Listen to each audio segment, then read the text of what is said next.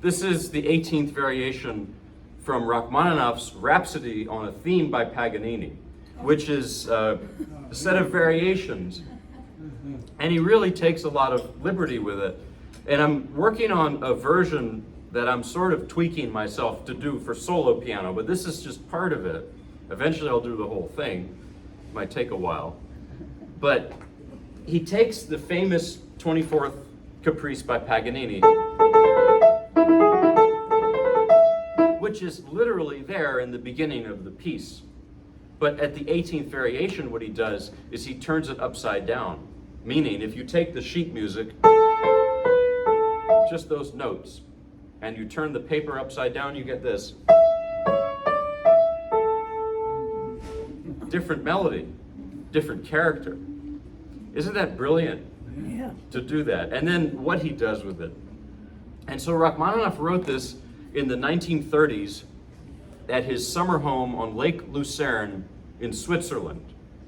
And I say that, and I also will say that Rachmaninoff suffered many bouts of depression, often related to his homesickness for Russia. He left Russia in 1917, never to return after the revolution. And, well, he had a lake house in Switzerland, so he was financially doing pretty well from concert touring. But he was longing and aching for his homeland, for his native culture. I read that he even struggled to learn English. He didn't even want to. Not that he didn't like, he lived mainly in America. He loved America, but he just was so culturally Russian. He just couldn't bring himself to it. One of his homes, I believe it was his home in Beverly Hills. He lived in some pretty swanky places, but he actually had it designed to be a replica of his home in Russia. So that's the power of nostalgia and memory on Rachmaninoff. And this is not just Rachmaninoff, it's many Russians. I can tell you my mom is Russian, and she will be nostalgic about pretty much anything, even the teapot she had to throw away 2 months ago. So, and then read any Russian writer, and it's all about this sort of dark, nihilistic longing and nostalgia. It's just part of it's in the cultural context there. So, this movement, to me, it's like a throwback to his earlier style, because Rachmaninoff in the 20s struggled to write. He did write, he wrote some revisions and arrangements, but in some sense his creativity had dried up because he had just left Russia. But in the 1930s, it came back. But his style changed. It was a little sharper, it was a little drier. Having lived in the US, he was influenced by the US. He was even influenced by Gershwin and Paul Whiteman and Art Tatum. He loved jazz, big secret. There's a story that somebody said, hey, you've got to go hear this guy, Art Tatum. And Rachmaninoff was, oh, no way. I don't listen to pop music. You've heard that line before. Probably, I say that myself too about things. No, you've got to go. And he went and his jaw was on the floor. How does this guy play the way he does? But at any rate, this 18th variation stands out. It's very different from the rest of this Paganini Rhapsody. It sounds like young Rachmaninoff. And for me, it's like a dream of going back to his past. We all have dreams like that, because even if you didn't have to leave your native country like he did, we all are exiles from home, because home is the time we came of age, not the place. I went back to New Jersey recently. It's all changed. It's not what it was. It's not.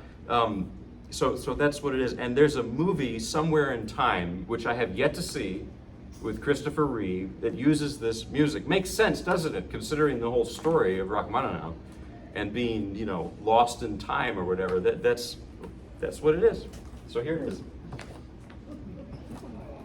Or at least I think that's what it is. I don't know. I didn't know Rachmaninoff personally. It's just my guess. Don't quote me on it.